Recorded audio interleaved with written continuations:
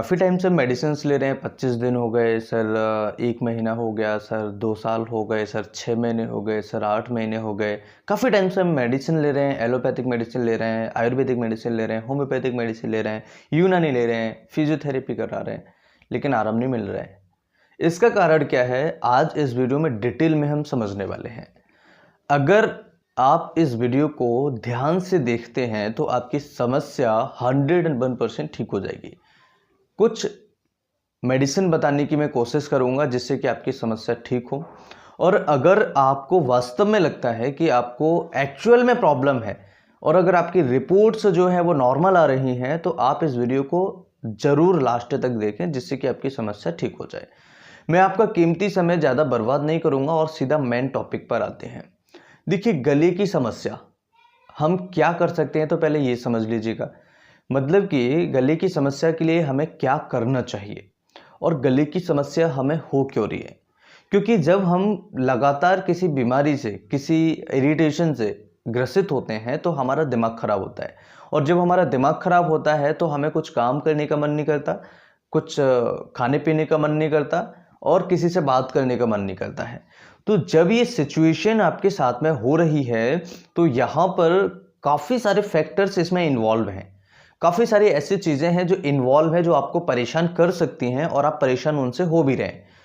तो सबसे महत्वपूर्ण जो बात है यहाँ पर, सबसे पहला है इरिटेशन और एंजाइटी, डिप्रेशन।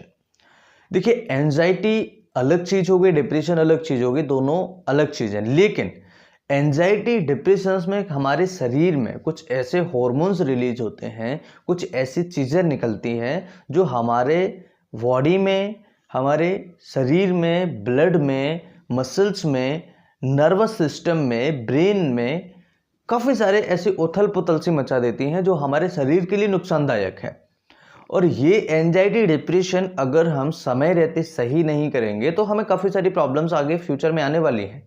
क्योंकि ये ऐसी बीमारियां हैं जो दिमाग में घर कर जाती हैं। घर करने का मतलब कि अगर किसी व्यक्ति को आप अपने घर में 1 महीने के लिए किराए से रखते हैं और अगर वो थोड़ा बहुत आपको कमज़ोर समझ ले, अगर आपको थोड़ा बहुत कमज़ोर बना दे, तो वो क्या करेगा, ज़बरदस्ती से आपके मकान में 6 महीने और रहेगा, 1 साल और रहेगा। और अगर आपको जरा सा भी आप उससे सही तरीके से पेश नहीं आते हैं तो वो आप करीबन मान लो कि ज़िंदगी भर रहे।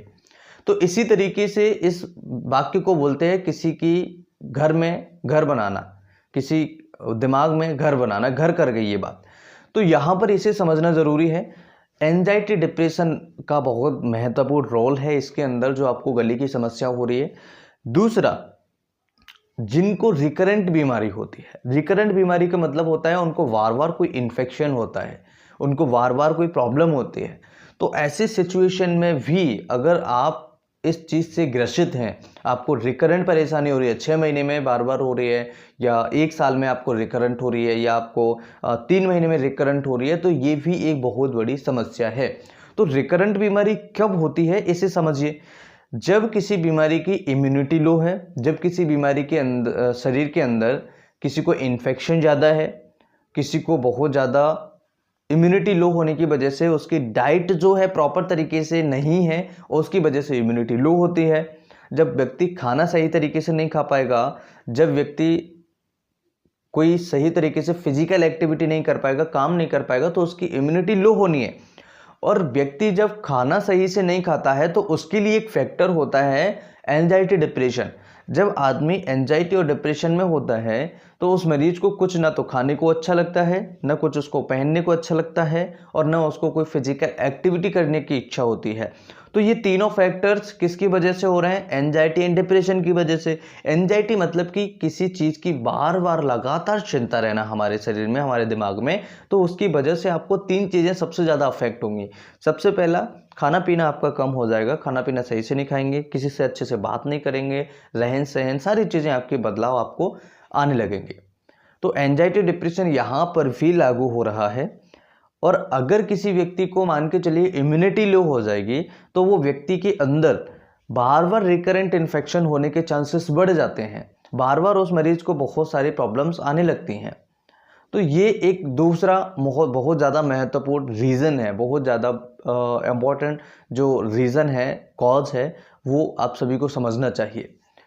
तीसरा जो कि बहुत ज़्यादा ज़रूरी है कि आप किस तरह की दवाइयाँ खा रहे हैं। क्या आप एंटीबायोटिक्स ले रहे हैं, हैवी एंटीबायोटिक्स ले रहे हैं? कई बार क्या होता है कि बहुत सारी हैवी एंटीबायोटिक्स आप लेते हैं गले की समस्या के लिए, लेकिन अब ठीक नहीं होते। उसकी वजह से आपको काफ़ी सारे कॉन्स्टिपेशन, काफ़ी सारे साइड इफ़ेक्ट्स होते हैं।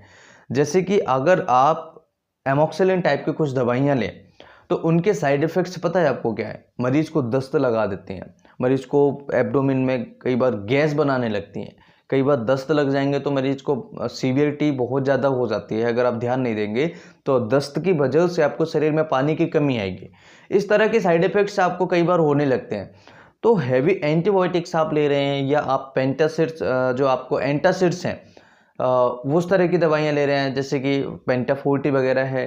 तो ये क्या करती हैं, पेंटाफोर्टी या जो एंटासिड्स दवाइयाँ होती हैं, ये कई बार गैस को तो ख़त्म कर देती हैं, लेकिन जो हमारे शरीर के अंदर नेचुरल तत्व हैं उन्हें कम कर देती हैं।